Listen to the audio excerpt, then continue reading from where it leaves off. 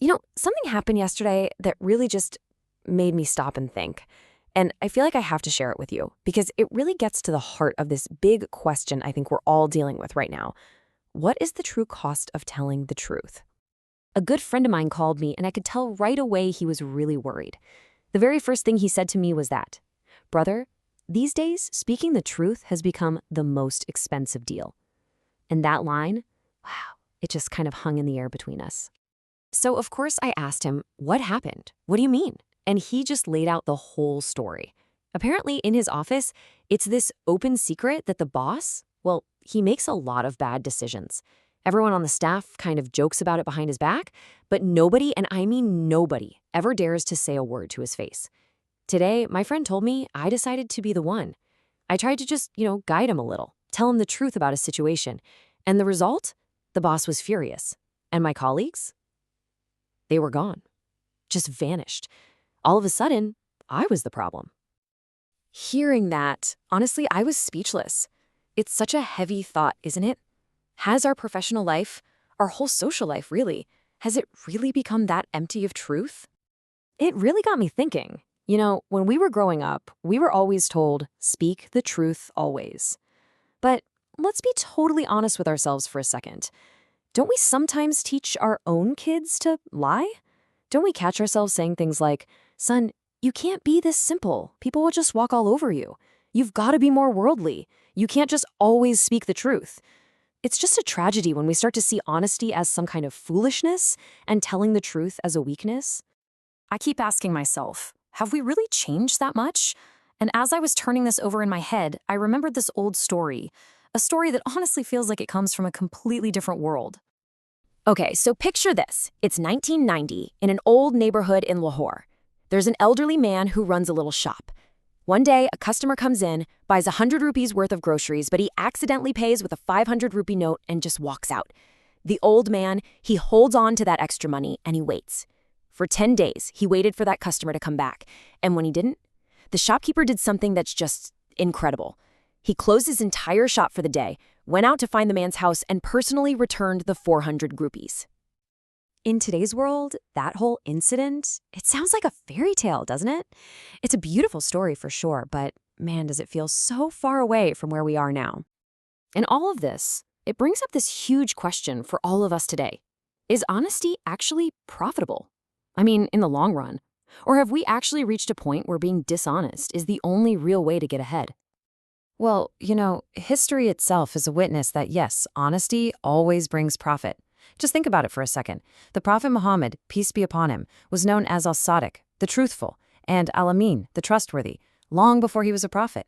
Even the people who didn't accept his teachings, they believed in his honesty. That reputation, that was his real treasure. That's what earned him the respect of the entire Arab world. But today, gosh, it feels like we've locked honesty away in some tiny, forgotten box. You see it so clearly in politics, right? When they're asking for our votes, leaders promise they'll rule with justice and integrity.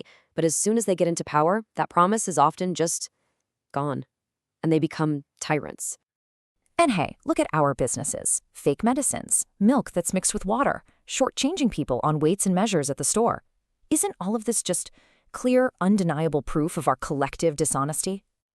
Let me ask you a question. When was the last time you saw someone rewarded for telling the truth? It really feels like we've gotten into this terrible habit of rewarding the cunning people and punishing the truthful ones. I mean, my friend's story is a perfect example of that. We've built a system where being clever gets you the prize, and being honest, well, that just gets you in trouble. But here's the reality. This whole way of thinking, it might give you some short-term gains, sure, but over the long term, it is absolutely toxic for a society. Because truth and honesty, they have this quiet but completely undeniable power.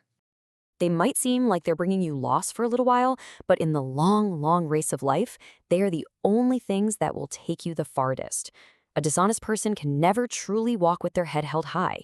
A liar can never really sleep peacefully at night. The Indian poet Nawaz Deobandi said it so beautifully. He said, "He who satisfies everyone by lying does not remain satisfied himself by lying." That internal cost, that lack of peace, that is the heaviest price you can ever pay. I think the biggest disease in our society today is that we have started weighing truth on the scale of personal benefit. If telling the truth benefits us, we speak it. If not, we stay quiet or we lie. But we have to remember, truth is not what benefits you. Truth is what is right. Full stop. So what do we do? How do we fix this national crisis of dishonesty that's fueling all our problems? Economic, moral, political. The answer, believe it or not, is actually very, very simple. It has to start with us, with you, right now. We have to make a promise to ourselves that from this moment on, you will speak the truth, especially in the small things, that you'll honor the rights of other people, that you won't betray someone's trust, that you'll be fair in your dealings. It all begins with these simple, personal commitments. And remember, real change in a society, it doesn't start in parliaments. It starts in your own home. You make your children honest, then they'll teach their children to be honest. And when that chain begins, that's when the entire society will start to change. Because truth, it's a long-term decision. And if you make that decision, if you start speaking the truth in every single matter, big and small, then that truth, it becomes your identity. People will say, a truthful person is coming. Every deal, every matter, you can do it with him with your eyes closed.